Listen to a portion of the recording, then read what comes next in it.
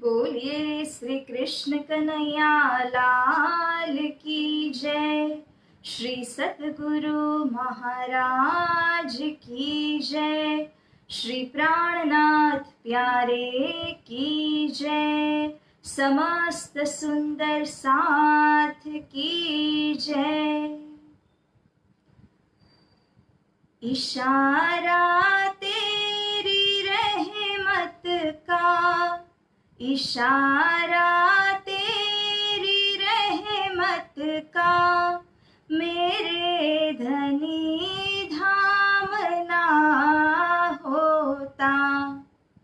कई उजड़े दिल के गुलशन में, कई उजड़े दिल के गुलशन में, गुलों गुलजार ना होता। गिरे हैं अर्श से इस फर्श पर बन के हम मोती, गिरे हैं अर्श से इस फर्श पर बन के हम मोती। न चुनते हंस बन करके, न चुनते हंस बन करके, जो तेरा प्यार ना होता। इशारा तेरी रहमत का, इशारा तेरी रहमत का, मेरे धनी धाम ना होता, मेरे धनी धाम ना होता। बोलिए श्री प्राणनाथ प्यारे की जय। श्री सद्गुरु महाराज की जय। प्राणाधार सुंदर साथ जी, 15 अगस्त आज के इस शुभ दिन पर यह जो समस्त भारत देश है वह अंग्रेजों की गुलामी करता हुआ कई सदियों से जो चला आ रहा था, तो आज ही के दिन आजादी के, इंडिपेंडेंस के सुअवसर को, इस शुभ पावन अवसर को हम बड़ी ही धूमधाम से मनाते हैं। और आज ही के दिन जिन जिन देशभक्तों ने अपनी अपनी कुर्बानी देकर के इस देश की आजादी के लिए आहुति दी थी, इन सभी को हम तहे दिल से नमन करते हैं। तो प्यारी सुंदर साथ जी, जिस प्रकार से इस भारत देश को सदियों तक गुलामी सहन करनी पड़ी और लोगों को इस गुलामी के कारण विवश होना पड़ा था, इसी प्रकार से इस मायावी ब्रह्मांड के अंदर में आकर के जो धाम की सखियां हैं एवं संसार के अंदर भी रहने वाले जो जितने भी भूत प्राणी हैं, वे सभी यहाँ के माया के कारण उसी माया के विवश हो गए हैं और इस माया की गुलामी हर कोई करते हैं। पग मुक्ता बांधे जो भी कोई इस लोक के अंदर पैर रखते हैं, इस मायावी ब्रह्मांड के अंदर जन्म लेकर के आते हैं, उन सबको इसी माया ने विवश कर रखा है। तो इस प्रकार से इस गुलामी से कौन छुड़ाए? श्री सतगुरु स्वरूप का पदार्पण श्री निज धाम से हुआ। अर्श से इस फर्श पर गिरे हुए 12,000 ब्रह्म आत्मा रूपी जो मोती है, इन मोतियों को बटोरने के लिए स्वयं परमहंस स्वरूप लेकर के यहाँ पर श्री सतगुरु स्वरूप प्रकट हुए एवं महामती श्री प्राणनाथ जी स्वरूप के अकथ प्रयास के द्वारा निज धाम के ब्रह्म आत्माओं को यह अमृतमय तारतम वाणी जो है वह उपलब्ध हुई है। सुंदर साथ जी, इसीलिए कहा गया है कि ये माया सबको बंधन में लेती है, किसी को छोड़ती नहीं है। चाहे वह साध हो, संत हो अथवा कोई दुष्ट ही क्यों न हो, परंतु सभी को माया विवश कर लेती है। तो इस प्रकार की इस माया से छुड़ाने के लिए चढ़िया जेहर उतारे, माया के जेहर को उतारने के लिए श्री निज धाम से इन दोनों स्वरूप श्री सद्गुरु श्री प्राणनाथ जी का पदार्पण इस संसार के बीच में हुआ है। लाडले सुंदर साथ जी, this is an illusory world. In this illusory world of Maya, everyone is deluded. Nobody knows the real way out of this illusory mortal world. And that is the need why both the Swarups have descended over here. By bringing Tartam knowledge, they have enlightened our minds and our hearts. They have filled our intellects with the Tartam knowledge. So in this way, our hearts are filled with the ecstasy of the divine. Thanks to both these Sri Sadguru Swarup and Sri Prannath Ji. With these thoughts in our mind, let us move on with our session. Sundar Saath Ji, अब धाम धनी अक्षरातीत श्री राज जी के चरणों में प्रार्थना करते हुए इस वाणी चर्चा को आगे बढ़ाते हैं। प्रथम लागू दो चरण को, धनिये न छुड़ायो क्षिन्न, लांक तली लाल एडिया, मेरे जीव के एहि जीवना, मेरे जीव के एहि जीवना, इन पाँव तले पड़ी रहूं, धनी नजर खोलो बातू ना, पलना वालों निरखूं नेत्रे, मेरे जीव के एहि जीवना, मेरे जीव के एहि जीवना। बोलिए श्री प्राणनाथ प्यारे की जय। प्राणाधार, प्राण वल्लभ, धाम धनी स्वरूप, जिन्होंने इस तारतम ज्ञान को इस प्रकार से परोसा और मेहनत करके मुझे इस काबिल बनाया, उनके श्री चरणों में कोटि कोटि बेर प्रेम प्रणाम। एवं उपस्थित आप सभी सुंदर साथ जी को रचिता सखी का कोटि कोटि प्रणाम and again a very very happy independence day.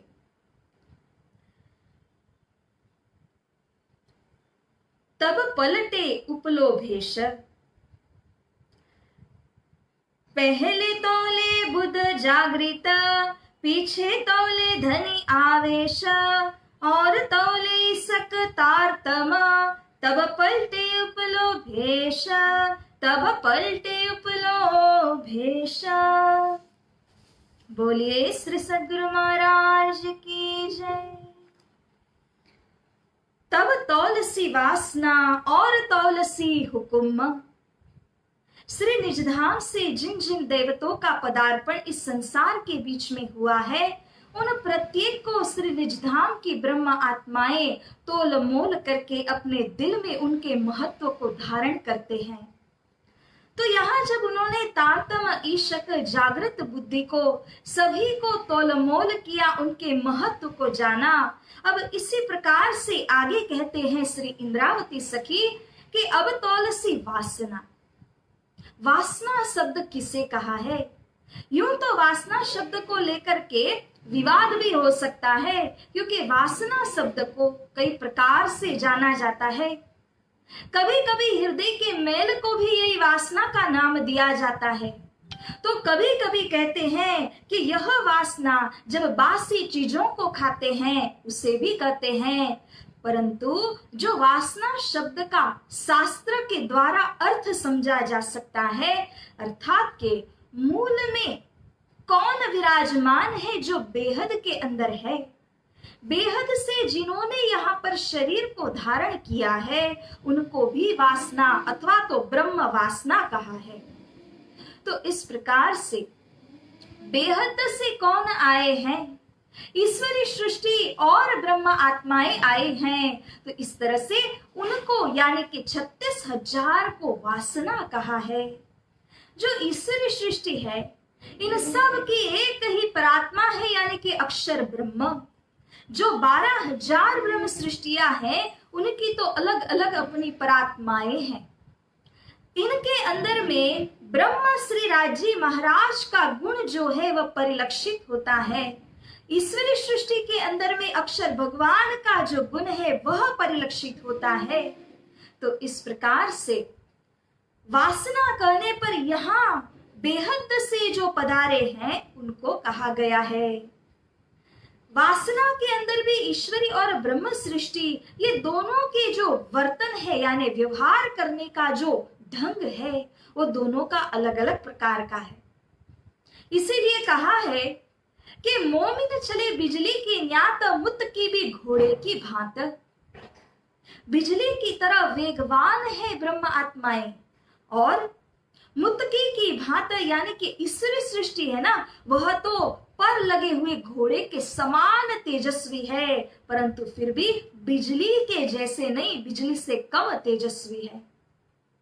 इस तरह से दोनों वासनाओं के अंदर की जो भिन्नता है, उनके भावनाओं का, उनके अंकुर के अंदर की जो तफावत है, इस तफावत को भी अच्छी प्रकार से जानेंगे और इसको जानते हुए तोल मोल करके समझेंगे कि मेरा संबंध किन के साथ है, क्योंकि ईश्वरी सृष्टि का संबंध अक्षर ब्रह्म और उनका धाम अक्षर धाम कहा है।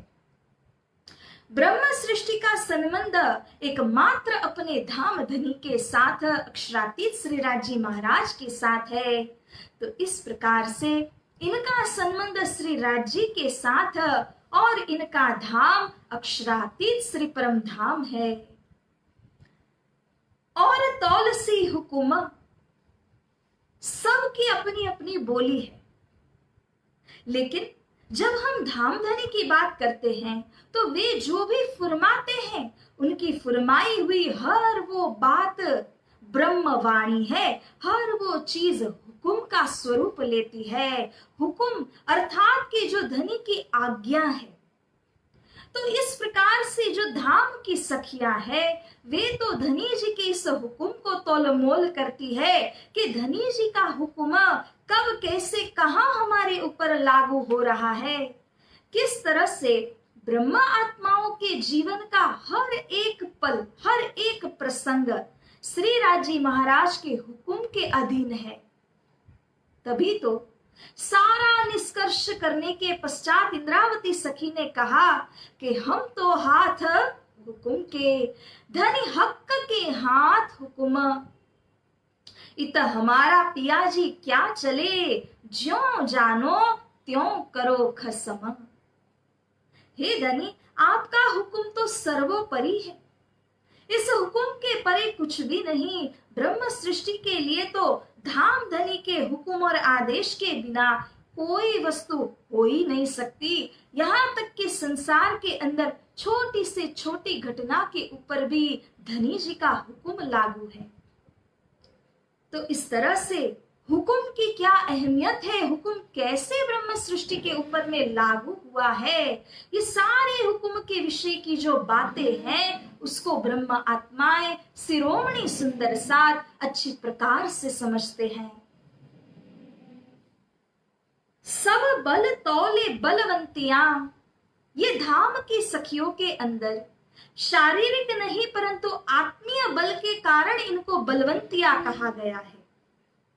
तो सारा जो बल है, तारतम में क्या बल है, धनी जी में क्या बल है, हमारी आत्म के अंदर कितना बल है, जबराइल का क्या बल है, असराफिल का क्या बल है, हर प्रकार से हर वस्तु के अंदर एक शक्ति है, एक बल है।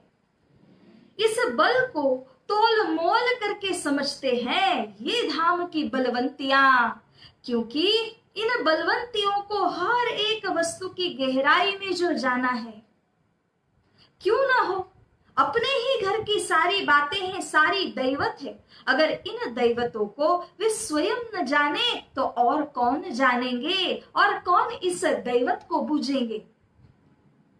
इसीलिए हर दैवत को वे क्रमशः समझते हैं। श्रद्धा में क्या बल है, विश्वास में क्या बल है, समर्पण कैसे होता है, हर चीज के बल को वो अच्छी प्रकार से तौलमोल करके समझती हैं।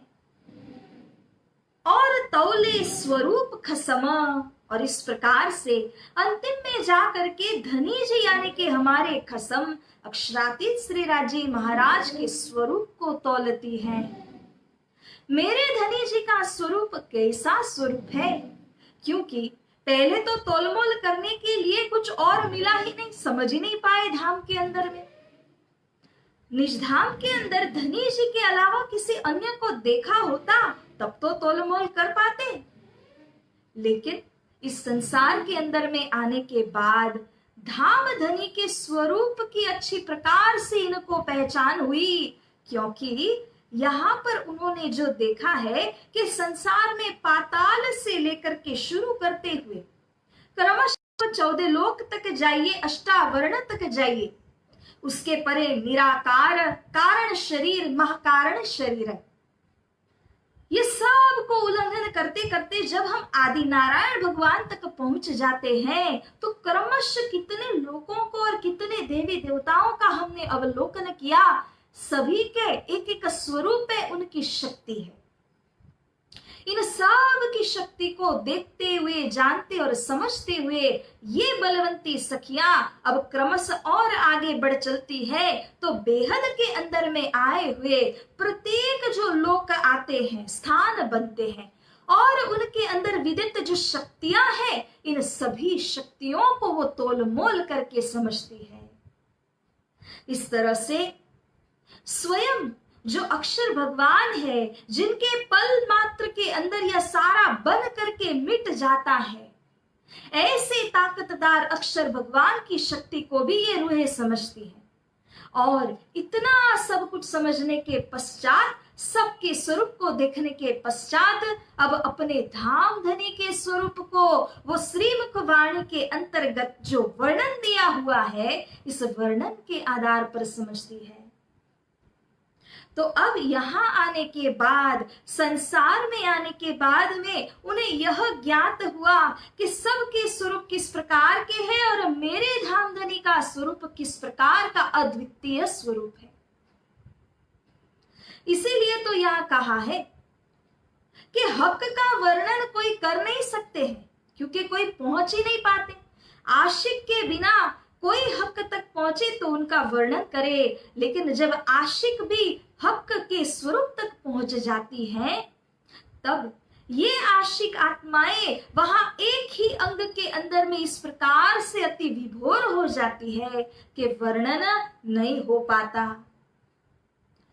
वर्णन आशिक कर न सके और कोई पहुंचे न आशिक बिना, तो हक का वर्णन क्यों हो वही, देखत ही उड़े तन। अगर कोई हक श्री राजी के स्वरूप तक पहुंच पाते आशिक के अलावा, तब तो वर्णन होता, और आशिक तो स्वयं धनी के स्वरूप के अंदर ही इस तरह विभोर हो गई कि उसने वर्णन कर ही नहीं पाई। तो ऐसा है धाम धनी का स्वरूप।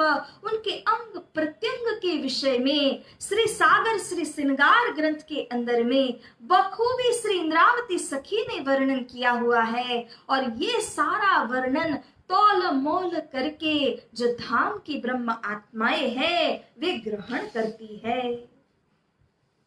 तो इस प्रकार से कहा गया है कि हमारी धनी जी के अंदर अनंत शक्ति, अनंत तेज राशि, अनंत गुण छिपे हुए हैं, अनंत नामों से वे युक्त हैं जिनका कोई पारावार ही नहीं है। तो ऐसे धाम धनी के स्वरूप को वे तौल मोल करती हैं और अपने दिल के अंदर इन्हीं स्वरूप को विराजमान करती हैं। रोशन करसी आपे अपना जो सैया जमातदार। जमातदार, जमात के सिरदार शिरोमणि जो है, अर्थात सखी जो है, उनके सिर पर यह उत्तरदायित्व है कि रोशन करसी, वह स्वयं अपनी पहचान को इस दुनिया के बीच में रोशन करेंगे, उजागर करेंगे, क्योंकि परम धाम की ब्रह्म आत्मा जो सर्वप्रथम बार इस संसार के अंदर में आई है, तो कैसे कोई इनको पहचाने। तो इन सखियों के विषय किनको पता है? इन सखियों के विषय स्वयं सखियां ही अपना परिचय दे सकती है। इसीलिए जब हरिद्वार के अंदर विक्रम संवत 1735 की साल में श्री इंद्रावती सखी ने वहां पर जब जाहिर किया था कि मैं एक अकथ कहानी कहने जा रही हूं, क्योंकि ये कहानी उनकी है जिनका पदार्पण कभी संसार में हुआ ही नहीं है, तो ऐसी कहानी को प्रस्तुत करने वाली जमातदार यानी कि अग्रगण्य है श्री इंद्रावती सखी, और वे ही उत्तरदायित्व लेती हैं ब्रह्म सृष्टि की जमात को जाहिर करने के लिए, ब्रह्म लीला को जाहिर करने के लिए। इसीलिए उन्होंने प्रमाण लेकर के इस बात को वहां पर जाहिर किया था कि जीव सृष्टि उद्धारणम, ये ब्रह्म आत्माओं का पदार्पण यहाँ जीव सृष्टि का उद्धार करने के लिए हुआ है। जो उत्तम पुरुष बिन और को देवी देव न ध्याए, अकथ कथा नौतन कहे, जग सुन पूजे ताए। ये ब्रह्म आत्माओं को तो सारे जगत मिल करके उनकी उपासना करेंगे, जैसे जैसे उनके विषय में जानेंगे, इसी प्रकार से उनको अपना इष्ट स्वरूप मानते हुए इन ब्रह्म आत्माओं की वे हर हमेशा बंदगी करेंगे, वंदना करेंगे। तो यहाँ पर एक कौल अव्वल जोश का जो किया है करार। इंद्रावती सखी यहाँ पर बड़ी ही खूबसूरत ढंग से एक बात कहती है कि हे मेरे धाम के आत्माओं, उस अव्वल के कौल को याद कीजिए। अव्वल माने जब हम इस संसार के अंदर में आए थे, उसके पहले जब धाम के अंदर धनी जी के साथ में जो प्रेम संवाद हुआ था, इश्क रब्द हुआ था, वह संसार के पूर्व ही हुआ था। इसको अव्वल कौल कहा है। इस अव्वल कौल को याद कीजिए, गौर कीजिए, जिसके अंदर जोश में वार्तालाप हुआ, प्रेम के जोश को लेकर के धनी जी ने हमसे बातें की और हमने धनी जी से बातें की। ये जो सारा वार्तालाप वहां निजधाम के तीसरी भूम के अंदर में हुआ, सुंदर साज जी उसके प्रत्येक बोल के अंदर प्रेममय प्रजा जो प्रेम से बात करती है प्रेम रूपी ब्रह्म के साथ, ये सारा विवरण हमने वितक के अंदर में सुना ही है। और याद कीजिए कि आद अनाद का कार्यक्रम जब बताया, पहले व्रज, फिर रास लीला, फिर अरब देश की लीला, उसके पश्चात मारवाड़ में प्रकट होना, और उसके पश्चात श्री प्राणनाथ जी जिनकी धर्म पर्यटन देश विदेशों में चली, ये सारा विवरण धनी श्री राज जी ने वहां ही हमको सुना दिया था। ये सारी जोश की बातें सुनने और कहने के पश्चात अब प्यारे सुंदर साज जी क्या रह गया था अवशेष?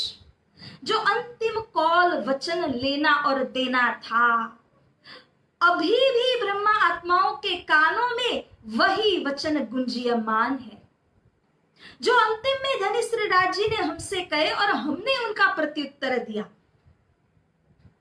तब श्री राजी महाराज ने उतरते वक्त सखियों से कहा, अलस्तो बेरब कुमा, और सखियां कहती है कालू बले न हम। श्री राजी महाराज ने यह पूछा कि क्या मैं आपका स्वामी नहीं हूं? तब सखियों ने यहां उत्तर देते हुए कहा कि हे धाम के धनी, आप तो हमारे सर्वस्व है, आप तो हमारे प्राणों के आधार, हमारे स्वामी है।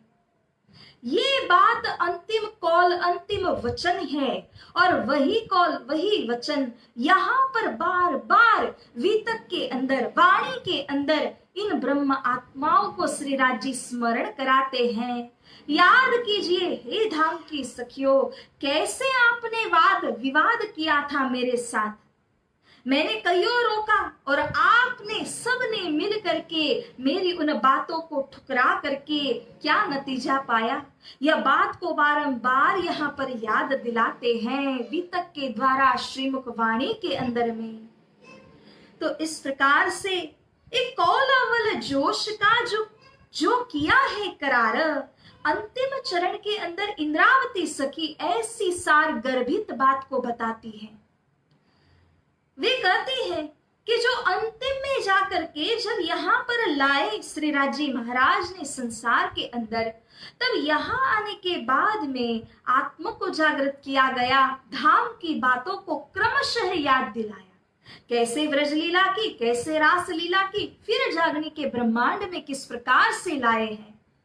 ये सारी बातों को जब यहाँ पर बता दिया श्री राज जी महाराज ने, तब सखियों के आत्म के अंदर में करार होने लगा। करार होने का मतलब है आत्म शांति अनुभव होना। हमें कभी कभी लगता है ना कि हमारे अंदर इतनी क्रांति क्यों मची हुई है, क्यों हम शांति नहीं पाते, जहां जाए वहां पर हमें उद्वेग नजर आता है, अच्छा नहीं लगता है। लेकिन जो धाम की सखिया है उनको यह जानना आवश्यक है, जरूरी है कि देखिए सुंदर साज जी, आपके लिए ही इस तारतम वाणी को लाया गया, आप ही के लिए सिरदार शिरोमणि अग्रगण्य इंद्रावती सखी इस तारतम वाणी के प्रत्येक वचन को तोल मोल करके आपके सामने रख रही है। और इसी वाणी को आपके समक्ष इसीलिए परोसा गया कि आपके हृदय अंतर्गत आत्म करार हो जाए, आत्म शांति हो जाए। और यह तभी ही होगा जब इस आत्मा ने अपनी सत्यता को, अपनी हकीकत को, वास्तविकता को कबूल कर लिया। इसके बिना उनको आत्मा में करार नहीं होगा। धाम के यह वचन को जब तक याद नहीं करेंगे तब तक ये आत्म शांति की अनुभूति नहीं होगी। इसीलिए आप देखते ही होंगे कि वितक के अंदर हो, श्रीमुख वाणी के अंदर हो, हर 5 प्रकरणों के पश्चात ये प्रेम संवाद की बात को याद दिलाया जाता है, जो मूल कारण रूप हुआ इस खेल में आने के लिए। यही है महाकारण। श्री लालदास जी महाराज ने वितक के बिल्कुल शुरुआत में इसको महाकारण, प्राइमल कॉज बता करके हमारे समक्ष रखा।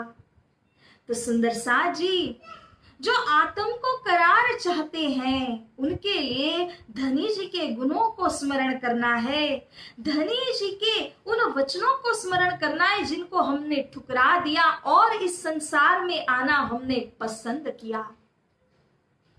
जो आत्मा जागृत हुई, जिसने इन वचनों को हृदयंगम कर लिया, ऐसी जो जागृत आत्मा है वह इस आत्म शांति को अनुभव करती है, अपनी भूल को स्वीकार करती है। धनी जी के आगे हवे हार्या हार्या कहूं बार केटली, राखो रोतियो करो निर्मल नार।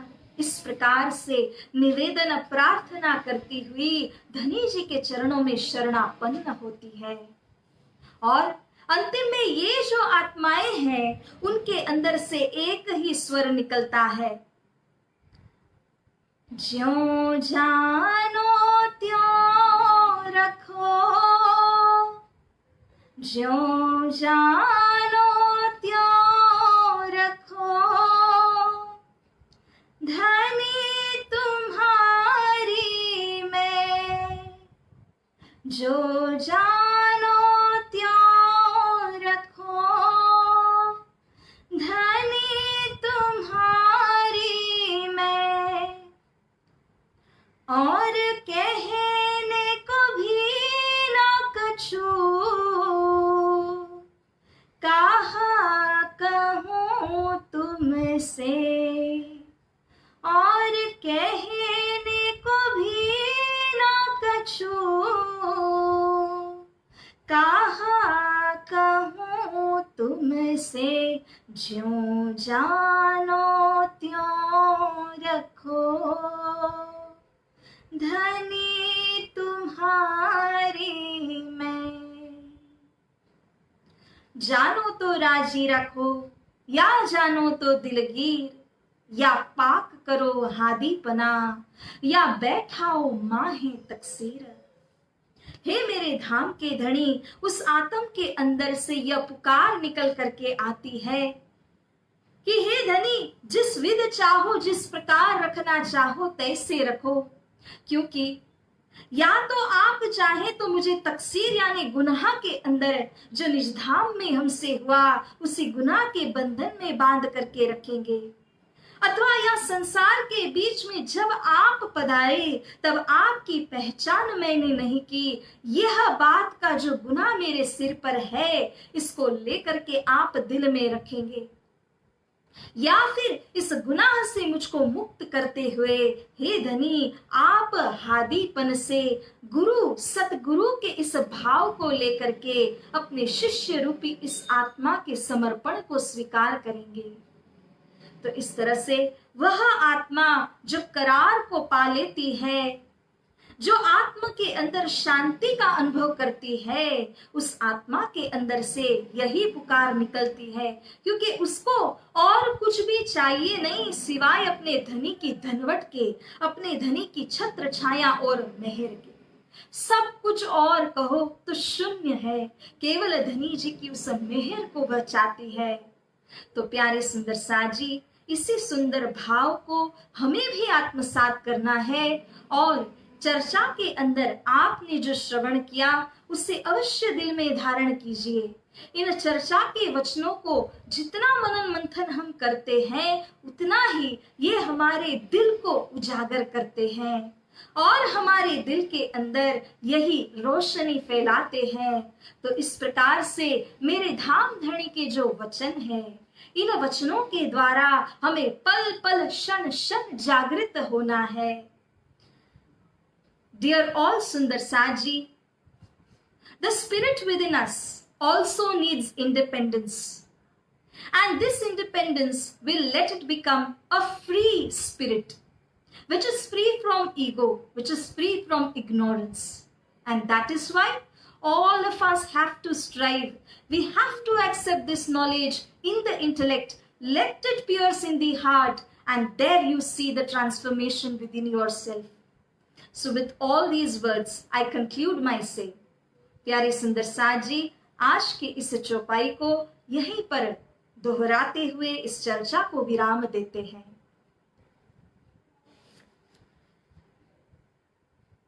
तब तुलसी वासना